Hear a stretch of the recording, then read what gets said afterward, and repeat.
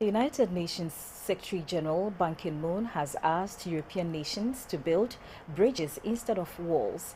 Mr. Ban's statement is in reaction to several walls put in place by European Union countries to block the influx of migrants, a development that defeats their principles, undermining the formation of the European Union.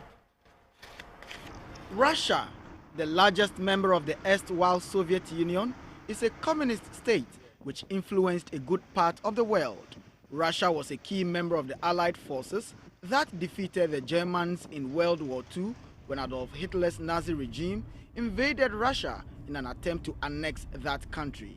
Disagreements about how to configure the smaller states in Europe after the World War itself led to the Cold War between capitalist America on one side and socialist Russia on the other. The Cold War lasted for 46 years. The post-Cold War era was dominated by suspicions and counter-suspicions between these two superpowers and their allies. In the midst of it, Ghana pursued a middle course, declaring its non-aligned stance under Dr. Kwame Nkrumah. During the Cold War era, Russia invested substantially in the state enterprises of friendly countries, most of which were in post-colonial Africa. The investments were mainly in infrastructure, machinery, and manufactured goods. Being endowed with large deposits of gas and other natural resources, Russia supplies most of Europe's gas, in addition to being gifted with high-level human resources in the area of science and technology. But now, Russia's interest in Africa has diminished drastically due to global economic challenges, with the situation worsening when the EU slapped economic sanctions on Russia in 2014 for invading Ukraine and annexing Crimea.